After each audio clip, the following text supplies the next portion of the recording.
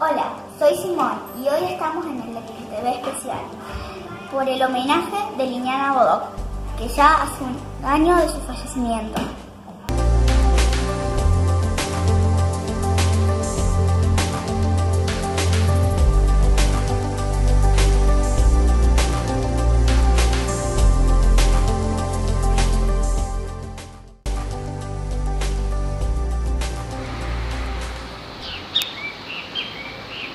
¿A dónde vas? Hola. Voy al barrio donde vi a Liliana Bodoc hasta los 8 años, para ver si consigo alguna referencia sobre su historia. Pará, ¿cuánto vas a tardar? No sé, un rato. Es que tengo que ir a la librería Ferrovía para hacerle una entrevista a las chicas de allá sobre cómo fue tener a Liliana ahí. Bueno, chao. Chao. Somos del taller de Lecturón y les queremos contar que Liliana Bodoc fue una escritora muy famosa de la literatura infantil. Este fue el barrio donde ella vivió la mayor parte de su infancia, hasta los 8 años, donde que se mudó a Mendoza. Ahora les vamos a hacer una entrevista a las chicas de Ferrovía para saber cómo fue recibir a Liliana Bodoc ahí. Lectuvientes y lectuvientas, estamos en la librería Ferrovía con Vivi y le vamos a hacer unas preguntas sobre Liliana Bodoc para recordarla. ¿Qué opina de Liliana como persona? Bueno, esa es una pregunta muy fácil de responder. Liliana como persona, yo podría decir que era una persona absolutamente encantadora, con una gran sensibilidad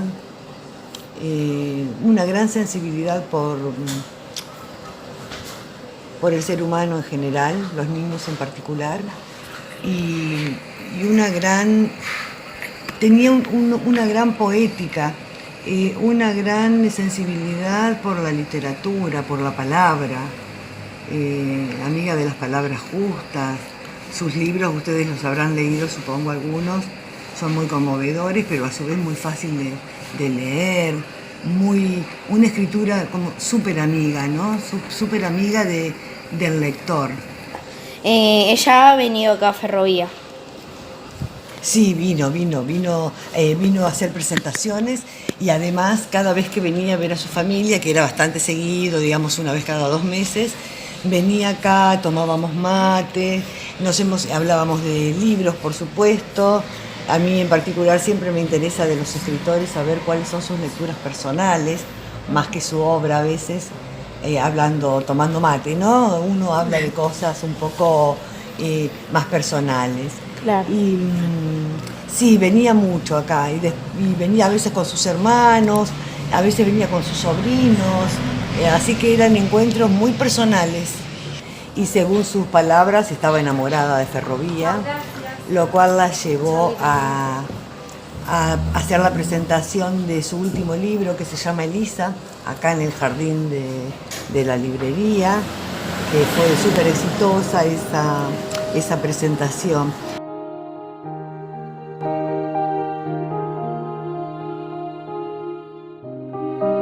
Y ahora Angie nos va a leer un cuento llamado Amigos por el viento de Liliana Bodoc.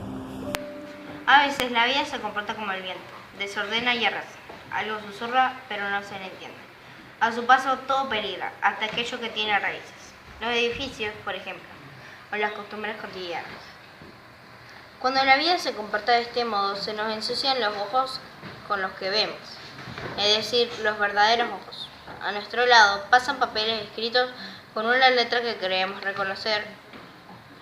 El cielo se mueve más rápido que las horas, y lo peor es que nadie sabe si alguna vez regresará a la calma. Así ocurrió el día que mi papá se fue de la casa. La vida se nos transformó en viento casi sin dar aviso. Recuerdo la puerta que se cerró detrás de su sombra y sus valijas.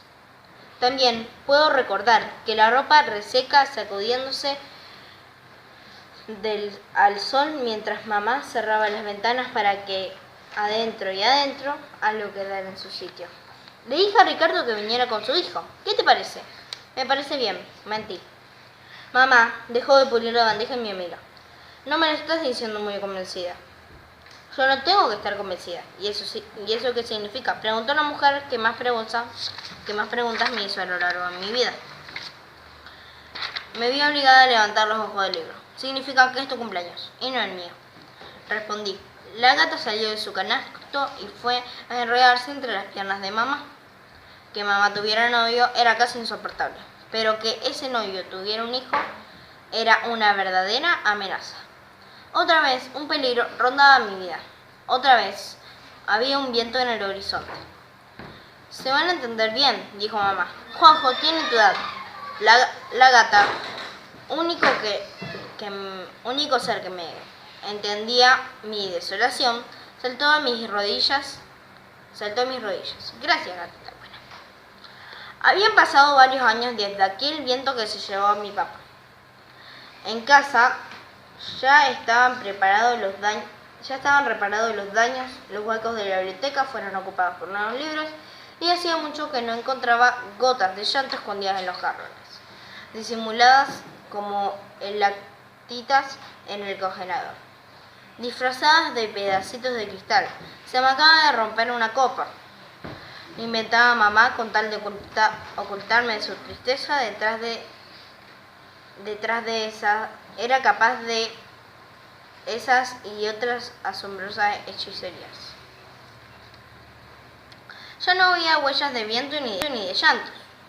Y justo cuando empezábamos a reírnos con ganas y a pasear juntos en bicicleta, aparecía un tal Ricardo y todo volvía a peligrar. Mamá sacó las cocadas del horno.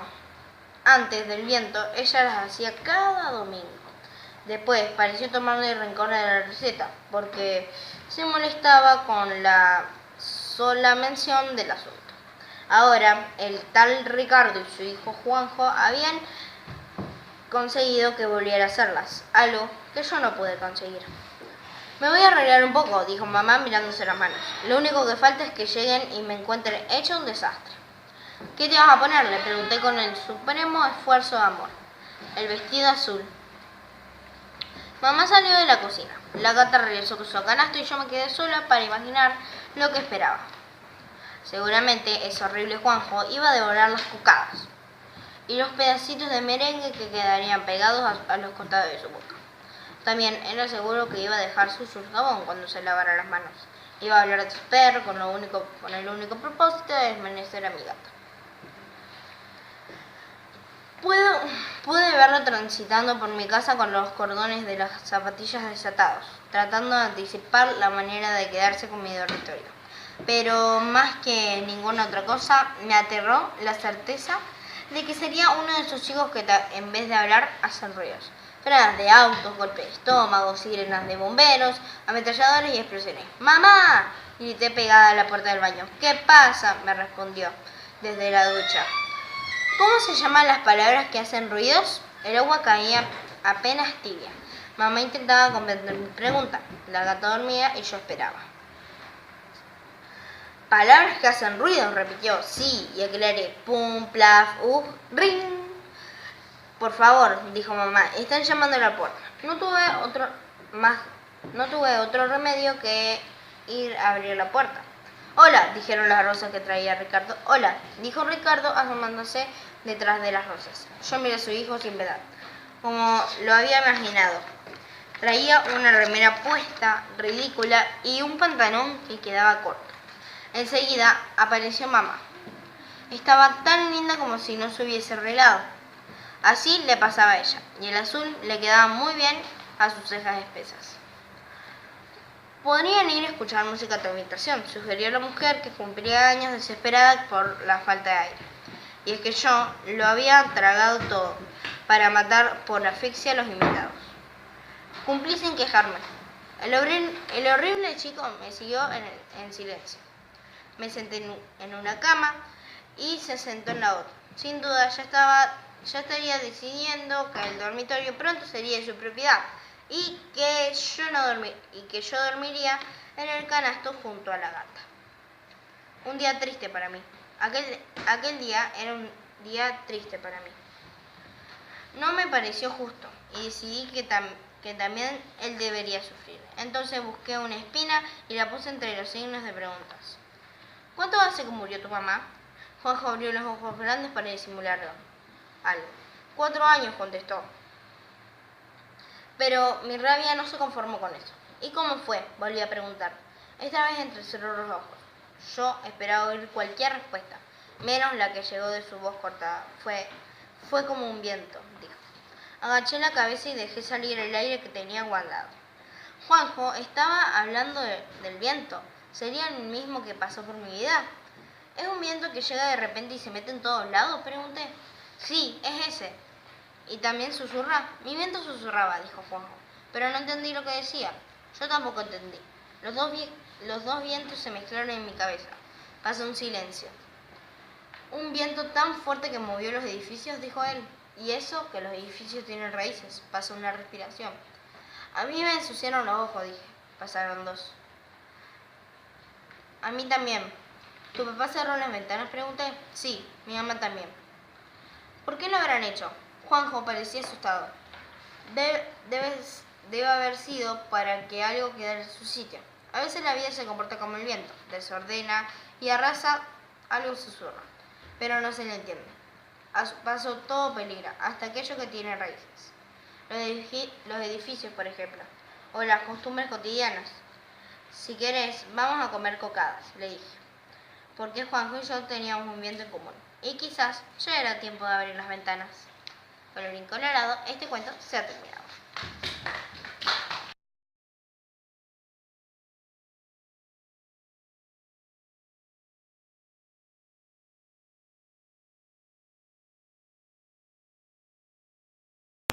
Hola, mi nombre es Dante Argentina Y el mío es Emiliano Alice.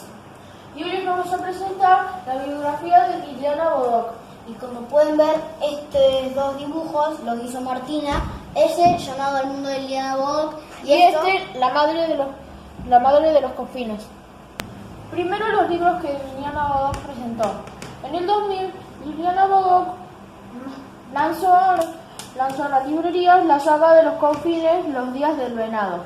Presentó la saga de los confines, Días de la sombra. En el 2004, la saga de los confines, Los días del fuego. En el 2007, presentó Memorias impuras, Los padres. Y en ese mismo año, La mejor luna.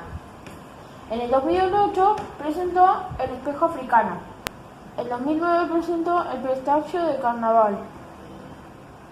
En el 2008, y junto con el 2008 también vino Cuando San Pedro viajó en tren. En 2011, Amigos por el viento. Y ahora Emiliano les va a decir más. En 2011 también sacó El mapa imposible. En 2012 lanzó la entrevista. En 2012, igual que la entrevista, lanzó Relatos de los confines, Oficio de los búhos. En 2013, El perro del peregrino. En el 2013 también lanzó Memorias impuras, versión completa, Los padres y los huérfanos. En 2015 también sacó Tiempo de los dragones 1, La profecía. En 2015 igualmente sacó Elementales, libro 2, Salamandras. En 2016 lanzó 4 libros. Uno de ellos es Elementales, libro 3, Silfos. En 2016, Elementales, libro 4, Gnomos. En 2016, Simititi.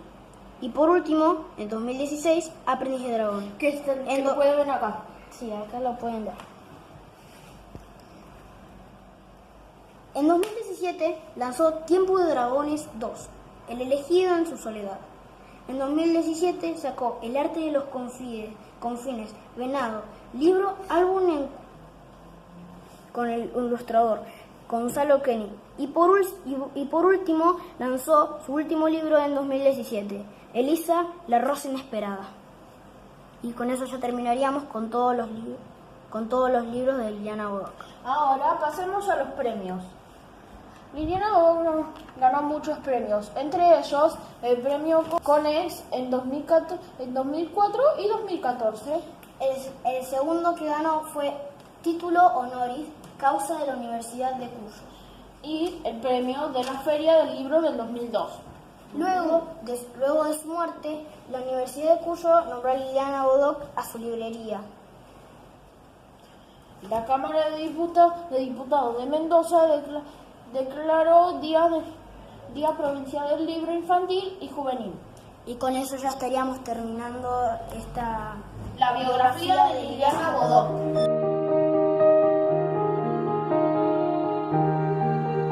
Para seguir conociendo a Liliana Bodoc, Yamila nos va a leer el cuento Rojo, Amarillo y Negro.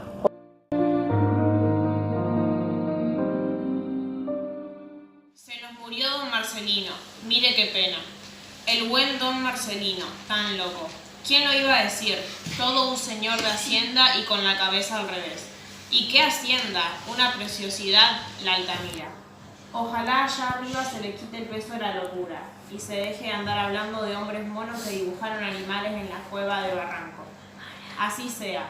Eso sí, para loco de remate. Cualquiera sabe que esas cosas, si han de suceder, suceden lejos de donde uno vive. Pero si esto lo conoce uno como la palma. Que esté en la gloria. Marcelino Sautuola murió cuando terminaba el siglo XIX, en una hacienda de Santander.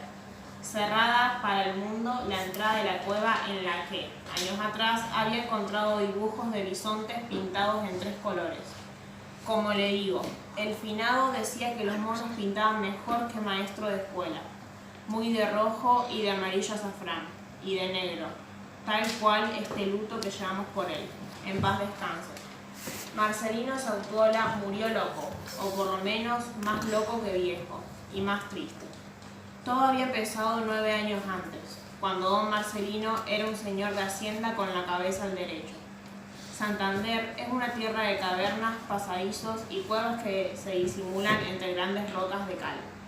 Una de esas cuevas, oculta en el fondo de un barranco, era parte de la hacienda de Altamira, propiedad de Marcelino Sautuola, quien, por afición a las nuevas ciencias, decidió recorrerla.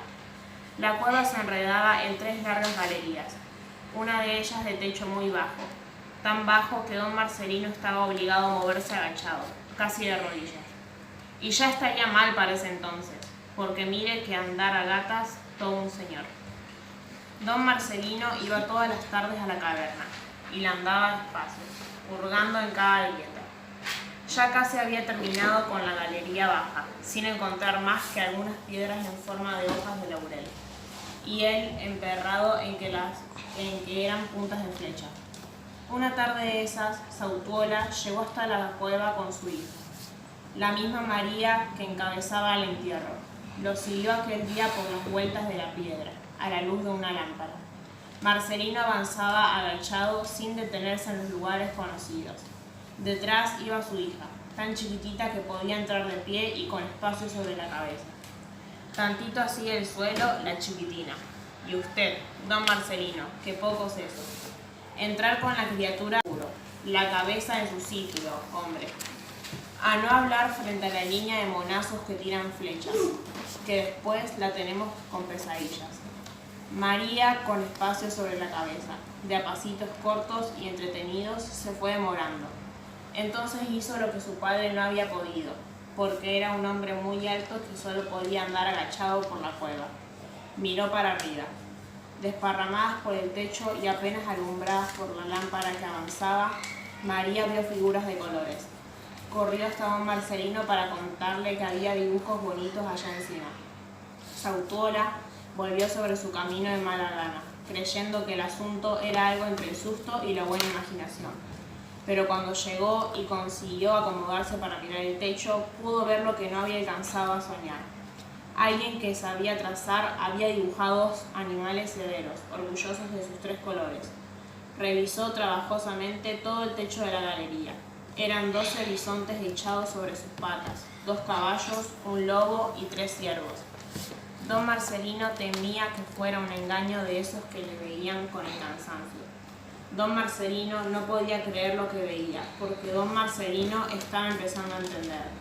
Era hombre de ciencia en los ratos de ocio, que esos bisontes llevaban más de 10.000 años echados a la sombra. Cuando salieron de la cueva era de noche, y Altamira parecía más bella con su viejo secreto, que si lo recuerdo, desde ese punto se nos puso lunático. Un puro decir cosas extravagantes y mirar para el lado de la cueva como si allá se le hubiese quedado el corazón. El señor Sautuola buscó a todos los sabios de Europa y les describió las pinturas con sus colores. Los llevó para que vieran por sí mismos y esperó que se les llenaran los ojos de lágrimas frente a aquellos bisontes. Esperó inútilmente. Los sabios movieron la cabeza y se pusieron de acuerdo. Falso.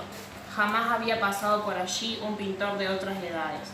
En todos los idiomas dijeron inexacto, afirmaron irracional, sentenciaron estafa. Ya ve, don Marcelino, no es que lo diga una, que ni lee de corrido. Olvídese de esos mamarrachos y ocúpese de lo suyo, la hacienda y la niña. Años pasó don Marcelino buscando quien le creyera que la cueva de Altamira guardaba dibujos más viejos que la historia. No pudo encontrarlos. Las lupas de Europa se volvieron sobre él con el ceño fruncido.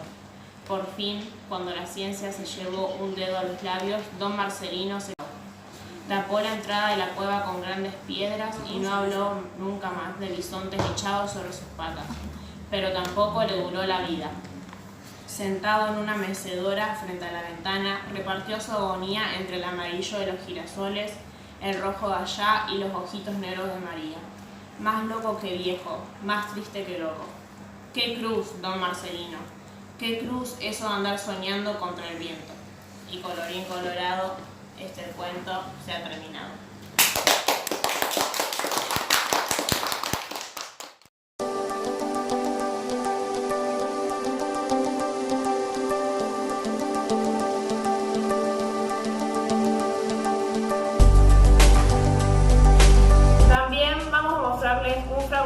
Inédito de la última entrevista que le realizamos a Liliana Bodoc. Digo última porque con el taller de lecturón hicimos varias de estas. Esta última fue hecha para presentar en Santa Fe el libro Elisa, la rosa inesperada. Acá estamos con Angelina Viviani, que nos va a contar cómo fue su experiencia con Liliana. Bueno, Liliana Bodoc era una persona muy buena y defendía mucho los derechos del niño. Ella pensaba como nosotros, pensaba que los niños debemos ser libres, que no debemos tener trabajo. Y me gustó mucho conocerla, una genial persona, era muy inteligente, era todo ella. Pero cuando me dieron la noticia, bueno, me inundé en lágrimas pero lo mejor es que tuve la suerte de que ella me firmara su libro Elisa y de poder entrevistarla 2 veces en la radio. Gracias, Angie. Ahora vamos con este increíble fragmento de la entrevista a Liliana Bodoc. Mira, mi proceso de escritura es, lo primero es tener muy claro que necesito decir algo. Si no tengo algo que decir, una historia que contar, no empiezo porque sí. Entonces, nada, hay algo que lo tengo en la garganta, que quiero contar. Bueno, entonces uno empieza como a diseñar en la cabeza el personaje, el tiempo, el espacio. Bueno, esto a ver, puede suceder acá. Después cuadernos con diagramas, según, ¿no es cierto? A veces hay que hacer árboles genealógicos, o en este caso un poco el diagrama del viaje. Bueno, todo eso antes de la escritura. Después viene la escritura propiamente dicha y después lo que a mí más me gusta, que es la corrección. Que yo disfruto, no te imaginas cuánto, yo corrijo. Me parece que todos los escritores tienen que hacer eso, lo hacen. A mí me resulta muy placentero corregir. Las primeras 3 cosas que tengo en cuenta, estoy pensando, a ver, en primer lugar, tiene que ser una historia, esto que decía, ¿no? Vos me preguntás antes de empezar a escribir una... Bueno, a ver, una de las primeras cosas es esta, ¿no? Que a mí me interese contar, ¿sí? Esto por un lado. Otra cosa que me interesa mucho siempre tener en cuenta es lo que los escritores llamamos el verosímil, ¿sí? Esto es que la historia no sea verdadera, sino verosímil, que son dos cosas distintas, ¿sí? Que en el mundo cerrado de la novela las cosas funcionen con lógica, ¿sí? El verosímil se llama eso, ¿sí? Eso es otra cosa que me... Y después el lenguaje. A ver, quiero contar esto, con este verosímil, a este verosímil, ¿qué lenguaje le corresponde? ¿Sí? Son, me parece, como las tres grandes cosas que a mí me parece que hay que pensar antes de arrancar con una escritura. Mirá, el famoso tema para los escritores, el trabarse, tal cual. Y uno se asusta, se preocupa. Yo casi lo que hago casi siempre es ir como a leer a otros, a veces de cosas que no tienen nada que ver, ¿eh? A veces literatura, a veces yo soy muy lectora de ensayos, por ejemplo, a mí me gusta mucho la antropología. Y voy a llegar a un libro de Bourdieu, o de, qué sé yo, o de Wittgenstein, o de Foucault, cualquier cosa. Y parece mentira, o veo una película, pero uno encuentra un diálogo, ¿sabes? Vos dejaste un problema ya en Elisa, ¿sí? Te dejaste un problema ya en Elisa. Te vas a buscar un libro, no importa, de Foucault, que tiene que ver Foucault con Elisa, nada. Y te pones a leer a Foucault, y parece que Foucault supiera qué problema tenés, y te dice, yo decía, ajá, y volvés como, porque en los otros encontrás siempre la respuesta, siempre, no en la soledad, ¿viste? Me quedo solo conmigo mismo pensando, mejor ir y preguntarle a los otros.